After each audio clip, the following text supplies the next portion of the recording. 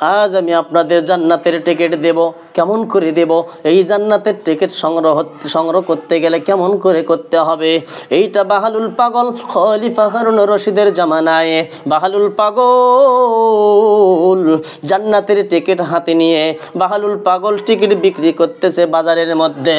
খলিফা হারুন রশিদ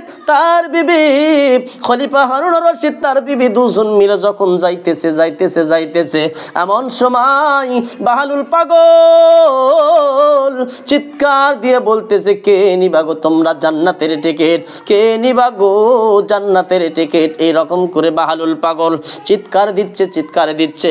খলিফা হারুন রশিদ তাকায়, বিবিও তাকায়, কিন্তু বিবি হারুনকে বলতেছে, হারুন রে, একটা জান্নাতের টিকিট আমি নেব, বাহালুল পাগলের কাছ থেকে একটা জান্নাতের টিকিট আমি নেব। হারুন রশিদ বলে, ও বিবি না, জান্নাতের টিকিট দুনিয়ার জমিনে কেমন করে দেবে?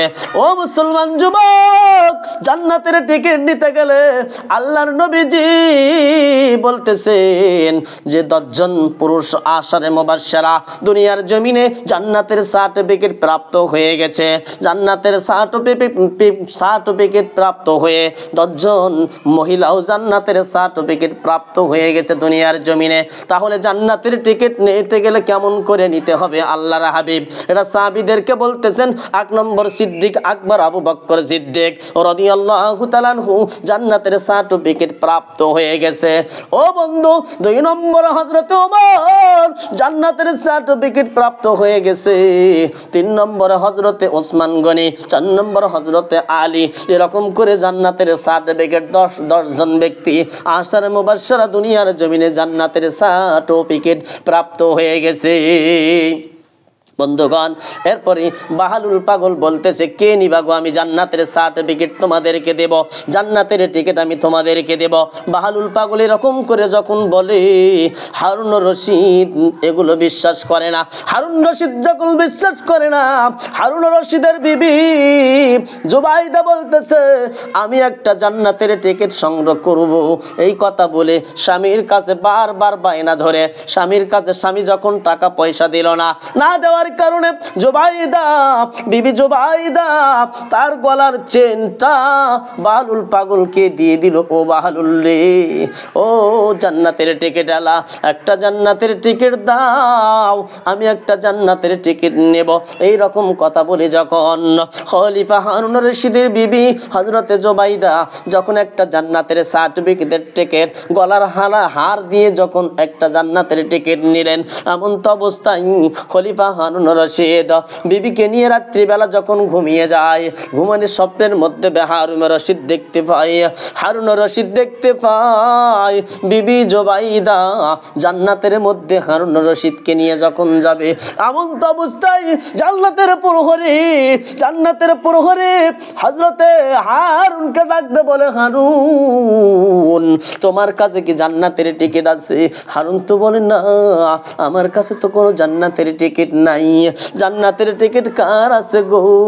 এই রকম করে যখন জান্নাতের প্রহরীরা হারুন রশিদ স্বপ্নের মাধ্যমে ঘুমের পরে স্বপ্নে যুগে দেখতেছে যে জুবাইদা, যখন দেখতেছেন জুবাইদা আর হারুন একসাথে জান্নাতের দরজা পার হবে, এমন তো অবস্থায় জুবাইদা বলতেছে, তুমি জান্নাতের টিকিট দাও। জান্নাতের টিকিট জুবাইদা ওই যে দিনের বেলা বাহালুল পাগলের কাছ থেকে একটি গলার হারের বিনিময়ে একটি জান্নাতের টিকিট সংগ্রহ করলো গো। এই টিকিটটা জান্নাতের টিকিটটা দিয়ে জুবাইদা জান্নাতের মধ্যে ঢুকে গেল। সুবহানাল্লাহ।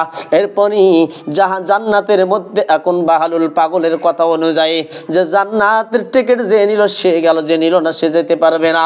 এই কথার অনুযায়ী এখন দেখতেছেন বাহালুল পাগলের কথাই সত্য। হারুন রশিদ জান্নাতের টিকিট নাই, কেমন করে যাবে?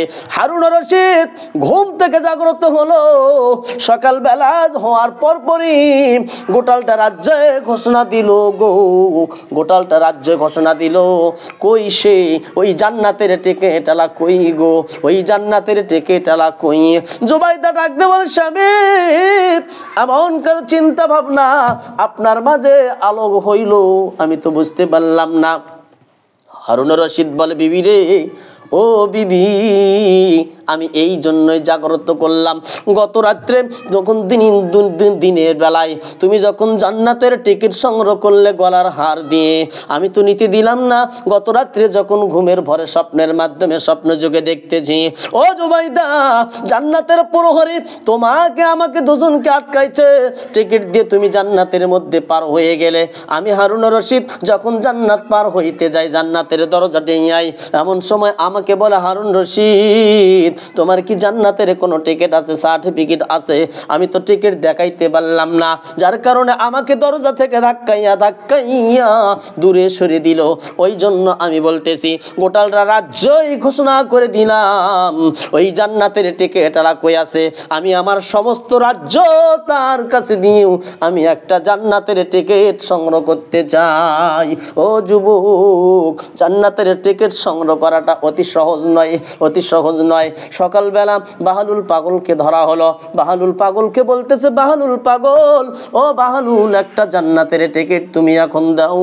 বাহালুল পাগল বলতেছে, জান্নাতের টিকিট আমি কোথায় দেখে দেব? আমি তো গতকাল জান্নাতের টিকিট বিক্রি করেছি, আজকে আমার কাছে আর জান্নাতের টিকিট নেই।